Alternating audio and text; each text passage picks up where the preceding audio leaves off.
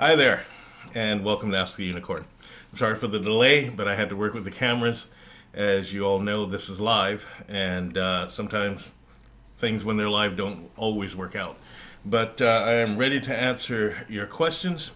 Now, if there are children that are watching, I would like to give them the opportunity to ask the questions that they ask first. You'll be very surprised at how children come up with the most intelligent things. And tonight, I know that there's some new people watching. Welcome. I will be happy to answer any of your questions that deal with the metaphysical, the paranormal, the mystical, and the magical, and the spiritual. My name is Ahura Z, DILIZA, and usually I have Charlie Alejandro here tonight, but she's dealing with some family matters and could not be here, although she does regret not being here. Now, before we start, however, again, I would like to just throw in a couple of, small plugs, if you will. And since this is my show, I can do that. One of the restaurants that we've made friends with is Joe Lavendia. Again, I would like to request that all of you, or just suggest that all of you go and visit them. They're very nice people, and the food is wonderful. All right, now, here's our first question. What is an animal familiar, and how do I find one? That's kind of a loaded question. First off, there's a difference between an animal and a familiar, and how to find one is kind of one of those things that doesn't really matter because it will find you.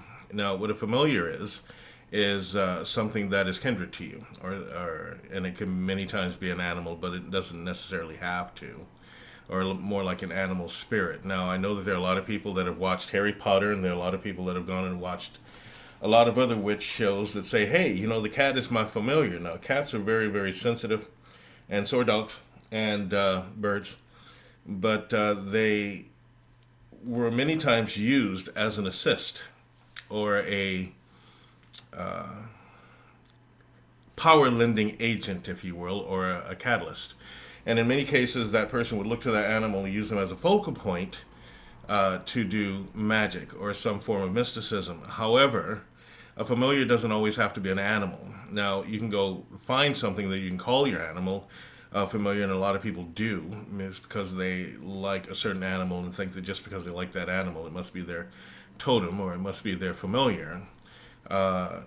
You're talking about something that is in upper levels of magic and mysticism. One doesn't obtain a familiar just because they want one. If you're speaking about an energy familiar, that can be almost anything. The elements, a tree, something that is kindred to you, something that resonates with you, or someone that resonates with you. When I do say someone, I don't mean another person necessarily, although there have been instances where another person is a familiar. But going out to look for one to figure it out is never really going to happen. What you have to do is just open yourself and allow the universe to have access to you, and you can have access to the universe. They may bring something to you that is your familiar that you've been ignoring all this time. For instance, I know that there are certain people that have rejected a familiar just because it was a crow, or perhaps it was a stick bug, and they didn't like the particular thing that they were getting, so they just kind of rejected it. You have to understand, the universe isn't always convenient, and it isn't always something that happens preferentially. Sometimes it can be something that you would least expect. For instance, one of my totems is a skunk. Now, great, I have a lion totem, I have an eagle totem, and some wonderful things, but then, it was actually the lion totem that brought me the skunk, and another one is a frog, and I'll explain that a little later. However, when I looked at the skunk, I really had to think about it, because most people go, well, why would you want a skunk totem? Think about it just for a second. Do you know the most feared animal in the forest or jungle is a skunk? No one wants to mess with a skunk. And in spiritual circles, a skunk is looked at as protection. And it is wonderful protection, I might add. The frog is a sense of humor, which I kind of have. I'm working on it at least. And it's also resilience and prosperity. which is something that all of us could use.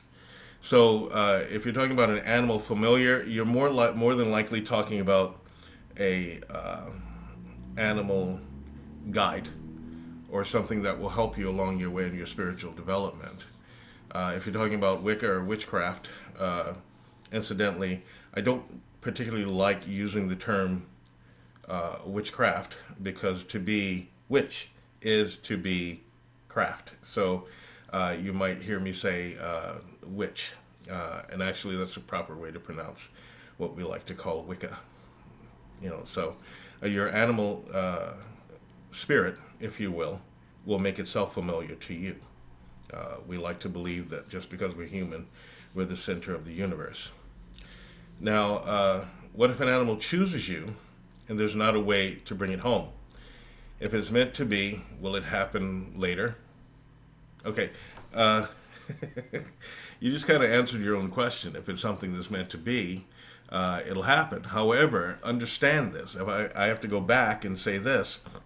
Just because you want a certain animal doesn't necessarily mean that it wants you. Do you understand? We like to believe, again, and I was going to just kind of leave this alone, but I can't now. We like to believe as human beings that we are the center of the universe and everything has to bend to our will. You need to understand something. If you're talking about an actual sentient being, it does not necessarily have to bend to your will. And if you're speaking about an animal guide, which gives the connotation that it is wiser than you, therefore can guide you, I doubt seriously that just because you want it, it's going to come. There may be times that it does. However, you're talking about spirituality, and the first level of spirituality is reality. And if you can't take it home, leave it be. Just leave it be. If at some point in time you reach out to an animal and that animal reaches out to you, the opportunity will be made if it's meant to be. That's just the way that it is. Now, I can probably recount a few instances where I've seen a person that refuses to believe that they should have one type of an animal because they like another type of an animal. And it usually winds up kind of catastrophic. For instance, we have and this is to a former example of if it's meant to be.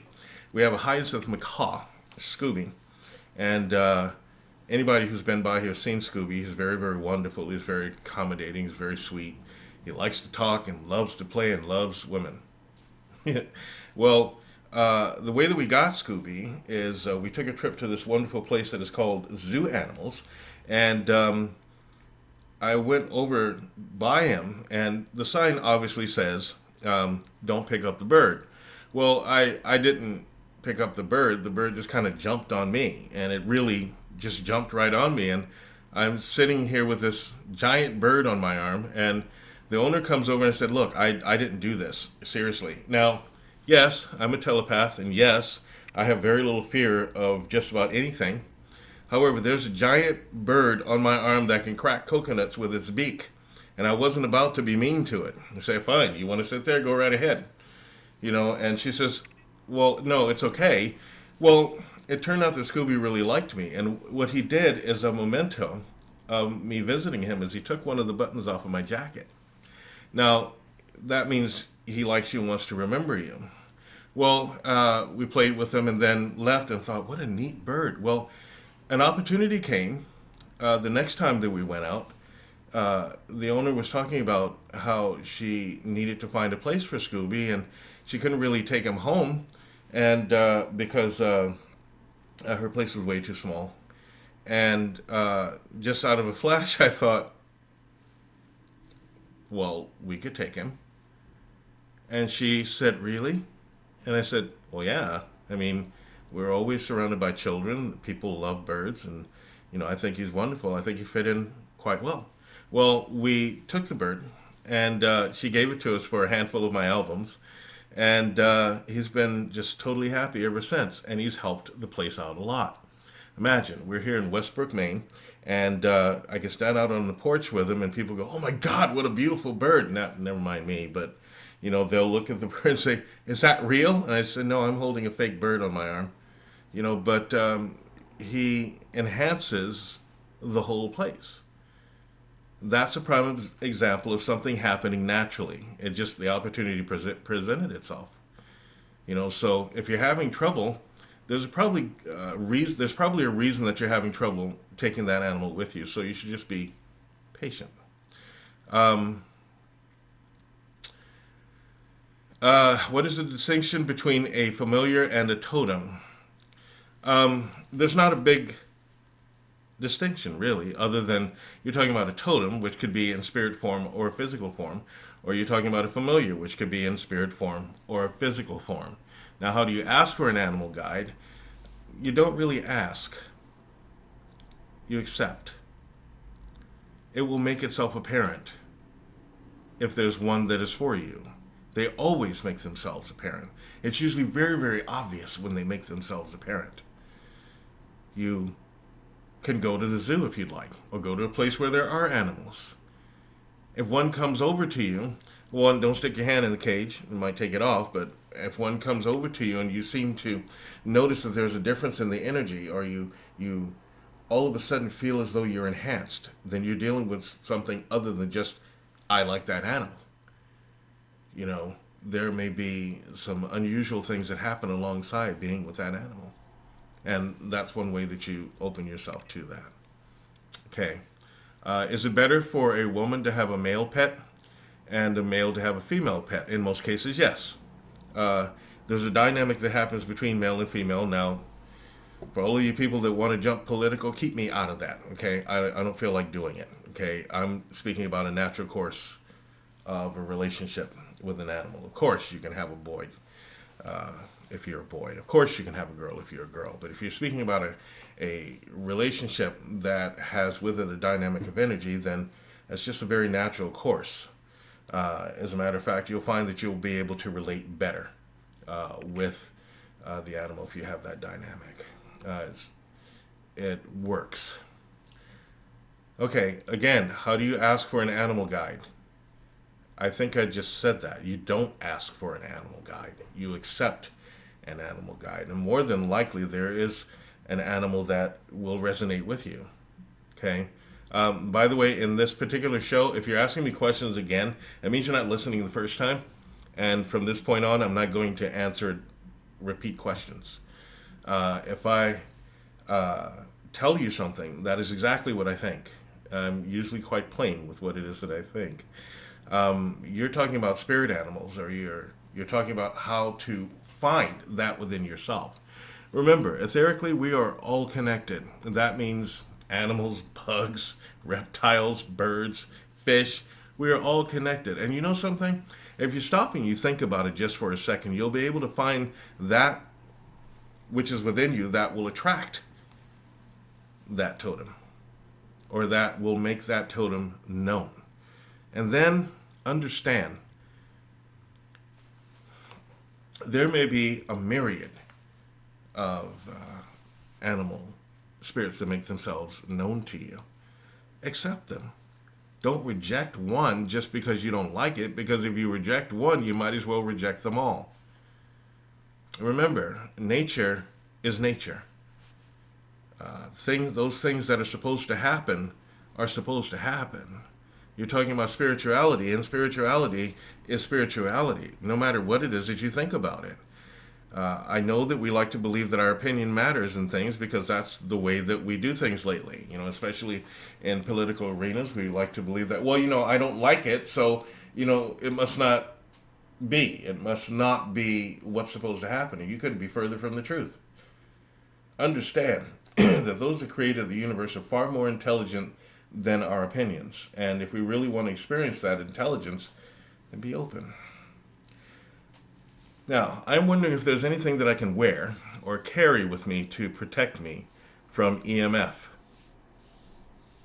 I think I'm sensitive to it. Well, you have to understand that that runs on the inside of you as well. You know what you can do? Just remain grounded. Do those things that are going to not allow you to space off or space out. If you remain grounded, you'll find that that will alleviate most of your problems. Find something to do. Don't just sit around and daydream and not do anything physical. You have to govern those things that are inside yourself. And you're talking about electromagnetic things. And you know something? We are based upon electromagnetism, no matter what you say and no matter what you think. Electromagnetism is always going to be a part of your life, and it will keep you alive. No electromagnetism, no life. And that's just a fact. But what you can do is stop yourself from being so hypersensitive to it by remaining grounded. Do something. Get up. Do some physical work. Step side to side. Go outside. Shovel snow. Maybe plant something. Anything that is going to keep you from being ungrounded. Eat something. Don't eat too much without exercising, but you all know what I mean. We've covered this before. Understand that if the other things I can tell you is walk around with a foil cap on, which kind of ridiculous. If you're going to do something that is insulated, you can actually find clothing that will block certain frequency waves. Leather works. Something that may be lined in aluminum, but that's a whole nother subject. But what you have to do is remain grounded, and that's how you'll do that. Now, you're talking about things of an electromagnetic nature. Understand that things have changed from what they were 20 years ago. Now, science has found, well, I think that happened about 50 or 67 years ago, but science has found a way to govern electromagnetic pulse and electromagnetic frequencies and find a way to a degree, influence the weather. For those of you that don't really necessarily buy that, that's fine. That's fine. I don't care. But what I will say is this: there's a lot to this world, and a lot of it you really don't have to go looking to find it. Science has done a lot, and actually it's not really science, it's more the engineering people. I really admire engineers. Understand that there are so many different vibrations, and if you can tap into 2 or 3 of those vibrations, you can cause certain things to happen. Now, you're talking about you're sensitive to it.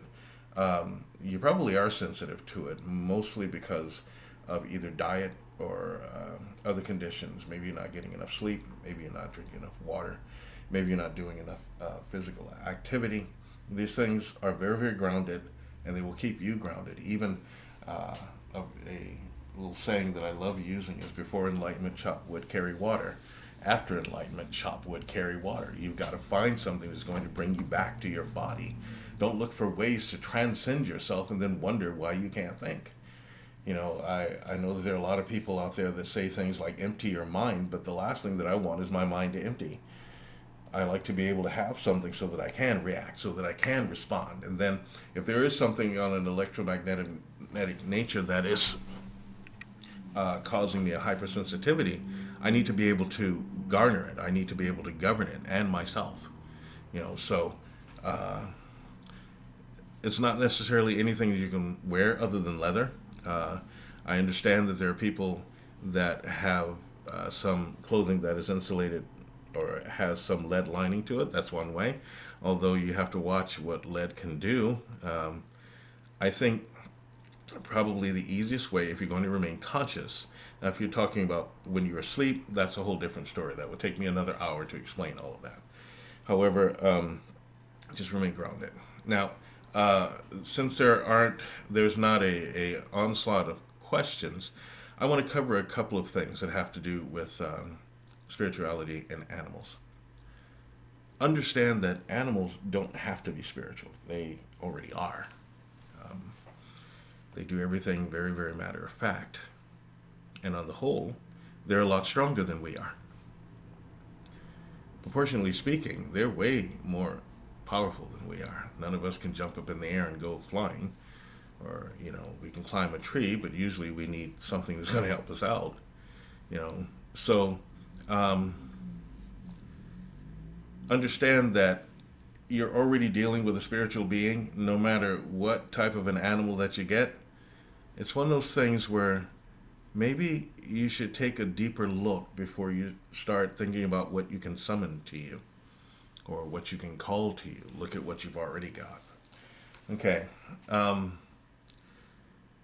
Someone asked a question on the last show relating to the Egyptian cross, the Ankh. Why would someone wear it for occult or esoteric reasons?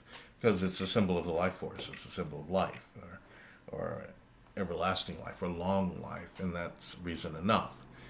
There we are a culture that is very based or steeped in symbology and things that have an unusual, or what we call unusual, meaning.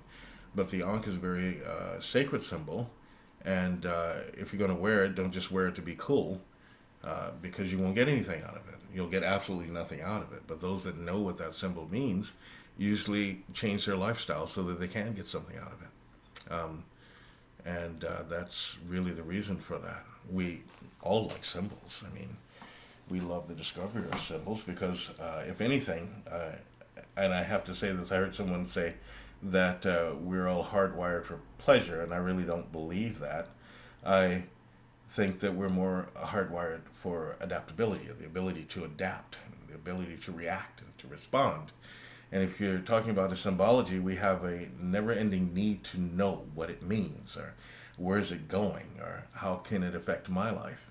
Even in the area of metaphysics, you have to understand that there's a vast universe out there. There's so many different possibilities, probabilities, and you know, plausibilities that we can spend uh, our whole lives just finding one true meaning.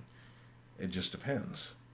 If you're talking about things such as spirits and things such as the use of certain objects, like someone likes to ask questions about crystals, and you know, I've used a lot of these things, and what I came to the conclusion, my conclusion that I came to is that if I could just take these crystals and return them to the earth, even around the place that I'm living, I will probably get the more powerful response out of those crystals than just carrying them around in my pocket. Remember, they came from the earth in the first place, and the earth is perfect in its way. It's always moving, it's always growing, it's always decaying. It's in a state of perpetual motion.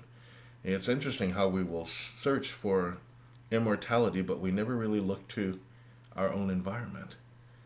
We usually find ways to go out of that environment, find ways to put our trust in an object. There are people that put their trust in crystals. There are people that put their trust in books. There are people that put their trust in potions and things of that nature. Understand that all of those things that are within Earth are within you as well. They are within us as well. But we need to find a way to have something represented on the outside of us. Therefore, we come up with different symbologies. And the Ankh is one of those things. The Ankh in and of itself doesn't do anything. However, what the Ankh represents does do something. And when people wear them, they really understand that. Then they get that property that the Ankh has. They get what the Ankh has in store for them. And that would be the reason that they would wear such things. The symbologies that I wear or that I have mean something. Even my mocha, it means something. This is my life. This is who I am. And it was a choice and a statement that I made. You'll hear people say, well, that's your face. No kidding. I make a statement. This is who I am, my choice. My bracelet means something. Those things that I wear that people rarely see means something. They're all symbologies, and you know what? They're powerful. But they're powerful only to me. Okay. You spoke of the changes of the earth, that the earth is going through, that we'll be able to see other beings from different dimensions a lot easier. You said that we will be able to use this energy to evolve only if you use your mind. Remember, energy is abundant. It's how you use energy that really matters. I mean, you can sit and see a supreme being, but if you don't say something to it, there's nothing established. Even if Christ himself came and stood right before you, and you sat there begging on your knees and being in great awe, yet he wants to talk to you, it's kind of silly. You have to do something with that energy. Remember, if you've been given a gift, you're supposed to use it. If you've been given audience to God and Goddess themselves, you're supposed to say something. You know, like, hello, how you doing? Anything. And it's the same with seeing these beings. Now, most people are afraid of them. It doesn't mean that darkness won't use it as an opportunity. It merely means that these are beings that are actually alive. If you're seeing something that is looks like a shadow, and I understand there are a lot of people that have seen that stupid movie Insidious, and you know how many people have told me that they saw a being with red glowing eyes. I hear that so many times. It has long fingers, you know, long pointy teeth. But you know something? Did it ever occur that there could be an entity that would use that only because it knows that you're afraid of it? As far as those other beings, listen, if they're like shadows, that means that they're living. They're not ghosts. That means that they're not in a non-corporeal form. That means that they're alive. They may be alive in a different dimension. And remember, every dimension is not like you see it. You may find something that only has 1 foot or 12 arms. Not everything is humaniform. It may be just a blob. It just depends on what that being's, uh, what that person's mode of being is. Remember, there are thousands upon thousands, billions of different dimensions, and no two are identical. They may be extremely close, but they are not identical. You need to remember that. So when you see something that is a lot taller than you, don't go getting afraid just because it's taller than you. It may be equally afraid of you. Because remember, if you can see something, there's a pretty good chance it can see you as well. And as this year goes on, you may notice that you'll be able to see them better and better. The best thing that you can do is to defend yourself against these things. You know, if defensive is needed. And in my particular uh, opinion, defense is always needed. I don't teach people to trust anything. I don't teach people to trust anyone because if you trust someone, eventually you're going to have to distrust them. You know, so find ways to defend yourself. Use the prayers. Use the candles. If you can, use the stones. You know, one of the best stones that I've found that has a natural protective uh, property is fluorite. And if you use fluorite and garnet uh, tandem, what you'll find is that you will not only have a very, very protective energy, but an energy that will make sure that nothing sticks to you. In other words, it's kind of like one of those repelling agents. You know, nothing really sticks to it. And I learned about fluorite many, many years ago, and just thought, well, that's a very interesting energy signature because I want something that's going to boomerang things back to the people that are focusing negativity at me. Now, remember, when you're using stones and you're using crystals, these things are temporary, you know, in your evolutionary process. Of course, they have natural properties. They had natural properties when they were buried in the earth. Um, but understand that they can be wonderful agents in and of themselves. You just have to know how to use them. You don't go buy a $3,500 crystal just because you walked in the door and someone said, look, this crystal is talking to you. Yeah, it's saying $3,500. You need to find out what this thing does. You need to find out what are the properties of this particular crystal that I am about to bring into my home. It may be a crystal that you don't want in your home. And if you're talking about things that will help harmony, uh, darker stones work for harmony because of their low vibration. If you want something protective, you'll need something of a higher vibration. It's just that way. And there are people that can, besides myself, that can educate you in this, but understand this. In order for you to learn anything, there must be a spiritual property or a spiritual principle involved in anything that you're going to learn. For instance, for everything that is given, there must be an exchange. You people really need to remember that seriously. Okay? If you don't, you will wind up switching energies. Do you understand? Okay? Remember your prayers, but make sure that your prayers are backed up by something that you are doing. If you're going to learn an incantation, understand that you have to be the living incantation. If you're going to use a stone, understand that that stone will not do the work for you. You are supposed to use that stone as a focal point of your energy.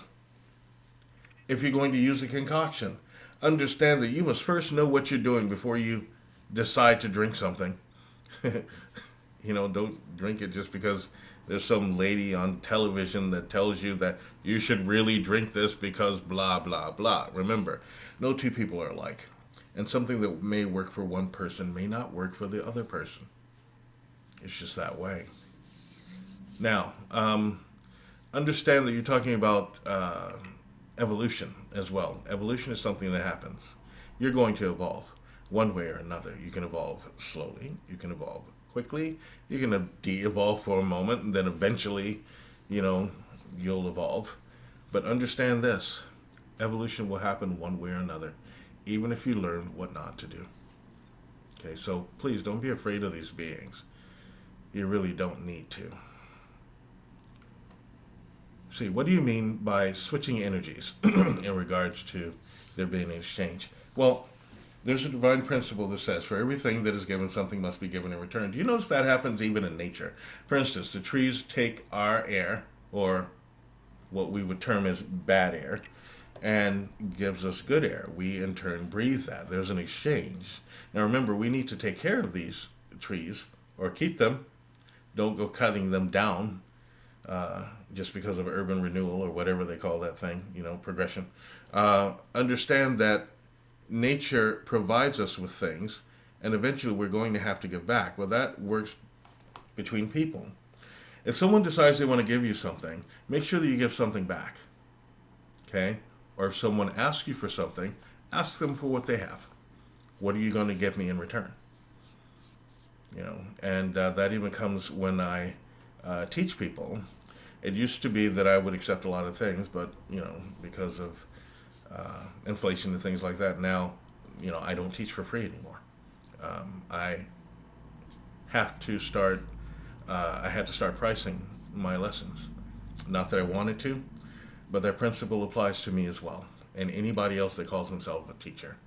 That's where it starts first. So if you don't do that, then the universe will decide what that exchange is, or even if that person may know something more than you, they can decide what that exchange is. Now, depending upon the energy level of that person, it could work out very, very positively, or it could work out very, very negatively for you. The best policy is, for everything that is given, there must be an exchange. For everything that is taken, there must be an exchange. You could very easily switch energies with a person because you did not get something in exchange. I knew that there were people that were working on the dark side of mysticism that would go around and ask people for 97 cents. Not a dollar, 97 cents. Believe me, this actually happened. Well, since I'm a numerologist, I would always think about it, and I go, why 97 cents? Well, 9 and 7 make 16. 16 is a number of lack. Well, guess what? If you do that, you're not getting anything in return. What happens is you're taking on their lack. And some people actually know that, and they use it. It's a very, very big thing. The same as if someone asks you for change. Do you have any spare change? You really have to think about things and not take something for granted. Now, there are people out there right at this moment that say, isn't that a little paranoid? Yes, it is. It is. It's better for you to be a little paranoid. Remember what a little paranoia is. It's a heightened state of awareness. It keeps you on your toes. Now, that doesn't mean that for every person that walks down the street, you think that someone's going to attack you. But you know something? If you can exercise common sense with it, you'll be on guard. Well, when someone asks you for change, you have to be careful. When people ask me for change, I would stop and I said, well, what do you have? What can you give me? What do you have in your pocket? What do you have that you can give me as well? Well, all I have is a piece of paper. Fine.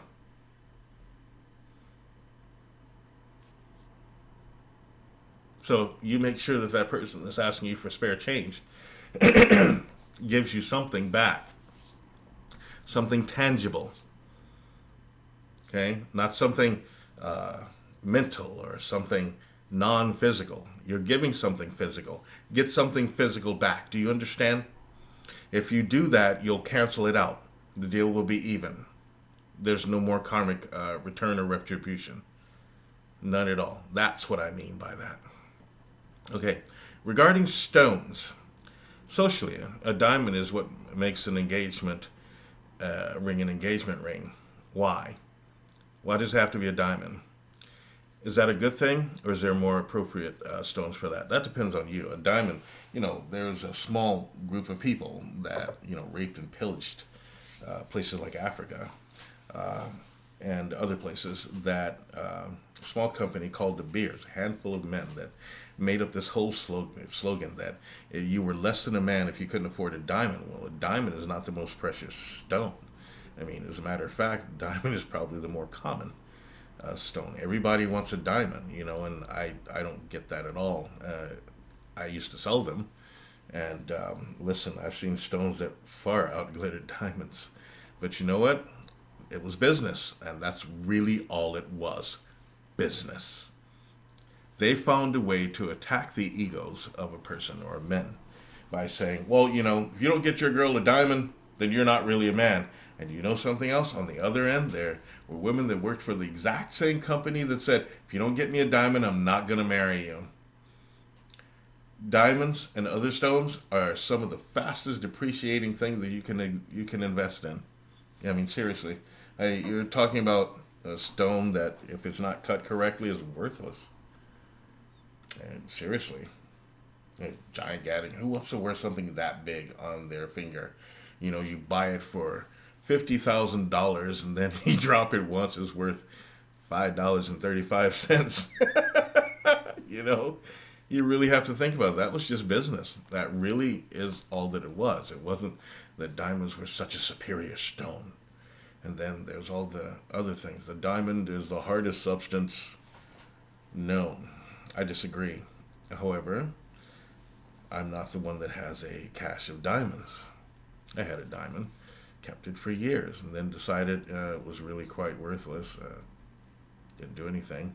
Not for me, at least, so I gave it to someone so they can put it in a ring for their girl. So remember, that was all about business. I think emeralds are far superior. I think the rubies are superior. I think sapphires are totally superior. And like I said, that is my opinion. But you give me a beautiful sapphire, I'm totally happy with it. Now, should you trust a book to tell you about the properties of stones, or should you trust your instincts? That depends on who wrote the book, and it also depends on your level of experience with stones. There's some people that know a lot about stones. I know a lot about stones only because I decided I was going to. And I did have to use books, but I also spoke to people. I love speaking to people. You'll find so much more in speaking to a person, but the books do come in handy. But I just told you, you never trust anything, ever. You can have confidence in it, have confidence in yourself. But to trust a book on what the properties of a stone is kind of silly, because you can read one book and it will tell you one thing, and then you read another book and it will tell you something else. So I think that what you should do is, 1, read. 2, speak to people that know. 3, trust your instincts. Can animals do magic? Yes. You ever looked into a puppy's eyes? Especially a chow puppy? Oh, that's magical. Or a beautiful kitten. Or just a horse, or a whale. I used to watch whales do magic all the time. So all these people, the whale would say, watch this, I'm going to make these people go, ooh, ah. The whale would come out and flip its tail and everyone would go, ooh, ah. It just depends. Some animals can enhance magic. But remember, 1 and 1 make 3, not just 1. If you have multiple totems and you haven't learned about all of them yet, is it neglectful and a form of rejection? No. Why would it be a form of rejection? Remember, you're human. We're not as fast as animals. You should learn about them all, or even if you learn about one of them. And don't learn from a human point of view. I hate when people do that. You know, they sit up and talk about what wolves are and they don't have a clue about a wolf. Oh, wolves are this way. They mate for life and they romantically blah blah blah blah blah. The truth is you really don't know what a wolf does. If you're talking about a wolf that is in captivity or being followed all over the place, who's to say that it doesn't just put on a show for you? Okay? And someone romanticized it. You know, there are certain things that you learn, but you know what? The best way for you to learn about a wolf is to live with one. They're very peculiar animals. You know, I've heard people talk about birds. Well, you know, the bigger birds are so dangerous. There's nothing dangerous about Scooby. Now, when I first met him, I thought there might be. But you know something? If you sit and you listen to him cackle and just say things and laugh, you know, or mock someone that's coughing, and you go up to him and he looks at you and he lifts his little head up and says, hello. That's not very dangerous. And I realize that he can be very, very strong and powerful. But when he sits on your hand, he's not trying to hurt you. He's actually quite gentle. That doesn't mean he's not strong, because he is, and he has sharp claws. But you know something? If you're going to learn about a totem, take one at a time. When you say all of them, you're assuming you have a bunch. That's disrespectful. You may only have one. It's kind of like people say, do I have armies of angels that are looking out for me? Really? It makes you so important. The angel's any good, you only need one. And that totem, it will be the one that introduces your next totem. Be respectful. Don't pick and choose. They're all part of who you are. Concentrate on one. And if another one wants to be made known, it will make itself known.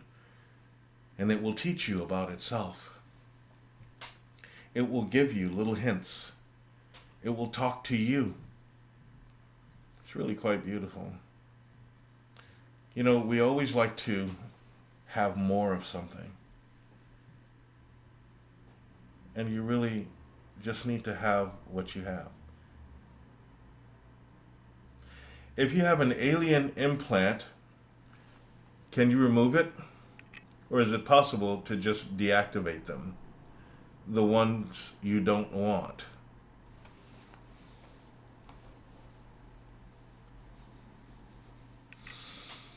There are several ways to answer this particular question, but I'm going to answer it this way. If you have an implant, you have to assume that, one, there was something that was intelligent enough and capable enough to implant something within you. So they're going to put fail-safes there as well, which means that you're going to have someone that has done it before, someone that has the ability to either deactivate or extract. Now, that particular type of person would have to be someone that is very, very evolved and very, very intelligent to know what they're looking for, if in fact there is something there. Only those people that have that would know it. And even then, you can't look at it from your perspective. Remember, we think anything metallic. You might be looking for something that is a little piece of a circuit where it could just be a part of your natural anatomy, or something that perpetrates that. Now, I'm not going to be one of those people that says those things don't exist, because I know that they do. And I know that there have been people that have been taken and came back different. Let's just say that way. If you had the ability to deactivate them, knowing that you have them, you would have already. So you're going to have to find help. Okay? Do you think films like Poltergeist were cursed films? There are some cursed films. That's actually a really good question. I think that what made that film cursed is how they did it. I think that there may have been someone that narrowly escaped death. And it doesn't mean that any of the actors necessarily, although there was tragedy, it may have been the person that wrote it that broke a few principles and therefore caused it to be cursed. Now, remember, cursed films don't always end in death. Otherwise, there's probably a person that killed more actors and extras and actors than anyone else. That would be Cecil B. DeMille. And I'm not saying that he physically murdered people, he's just in his movies. Oh my God. You know, there are cursed films that I've researched, and there was some tragedy in those films. But then again, you have to remember, they're stories. Anything could have happened. There are a lot of things that could have happened. It could have been someone else's private vendetta or private agenda to make the film look cursed. There are things that happen with a portrayal of life that you really have to be careful about. For instance, I have my own experience. In the film that I'm doing right now, which is called Falkir, it's an epic film. I was going to. There are two characters that I have always wanted to be, and one of them, I'm playing the part of Thor in this film. However, I was going to play the part of Odin. So, but that didn't work out so well for me, because the moment that I decided, okay, I'm going to try to play the part of Odin, I had problems with my eye, my left eye. And I said, okay, I don't think I'll do that. I think I'll make Odin more of a concept than anything, or show him an energy or something, because I really studied the energy of that, and I said, you know, it's the most peculiar thing. Every time I even think about having someone or myself play Odin, my eye goes haywire, you know, and it's only the left eye. And there's a story about the left eye, but that made me think, okay, I just can't do that. I need to stick with what I was going to do in the first place, which is Thor. And of course, everyone that saw me said, well, I would have figured you'd have been Thor in the first place. Well, there's definitely an energy that goes with films. That's my point in saying that. There's a definite energy that goes in films. So I would think that based upon what I know about that film, Poltergeist, I think it could have been cursed. Or I think it could have cursed itself. Or I think it just awakened something else. Because remember, that particular film, even more than films like The Exorcist, influenced a whole culture of people. Everything was a poltergeist. You accidentally dropped your cup because you weren't paying attention. Oh, it must be a poltergeist. You know what a poltergeist really means? Let me just help you out. It doesn't mean spirit that haunts you and, you know, comes out as a skeleton. It just merely means noisy ghost. That's what it means. Poltergeist, noisy ghost. You know, clanky, the bump in the night. That's it. That's all. But, you know, every time someone sees anything that frightens them, they call it a poltergeist. And I think that even the universe itself knew that. And kind of wanted some things changed, but they didn't get changed. I think the writers knew that. But you know how television is, or movies are, right? There's a whole culture of people that have looked at spirits, which I think is the most insulting thing ever, and say, go into the light! Oh, you spirits, go into the light! And none of them have ever seen that light. This little dwarven lady, you know, in a movie that probably made a career off of that movie. And so many other people made careers off of that movie, telling something to go into the light, and they had no clue. And not to mention in this other movie, it said, well, in the movie it says, go into the light, and then it turns around and says, don't go into the light. You know? So I think the movie was responsible for a lot of delusion. So perhaps it was a cursed movie. Let's see. Can we get away from the influence of the planets? No. Saturn return, harsh aspects, etc. I heard someone say that it is only by waking a spiritual path to get away from the planetary influence. No. That person is loony, which proves that they haven't gotten away from planetary influence. No matter what you do, you will not get away from planetary influence. I don't care what anyone ever tells you. And you shouldn't want to. What you should do is know how to navigate. Because you really don't want to get rid of the good planetary influences, do you? Such as Venus, Mercury, Jupiter. Oh, no, we don't want to we just Saturn.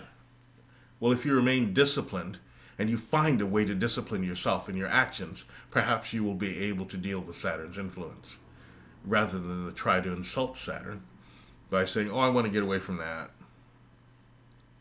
No, you'll never be able to get away from them. They govern every single thing. You are made up of everything that is in the galaxy itself. You. So to say that is like saying, can we get away from ourselves? No. It's better that you adapt, learn, evolve, grow. Be disciplined.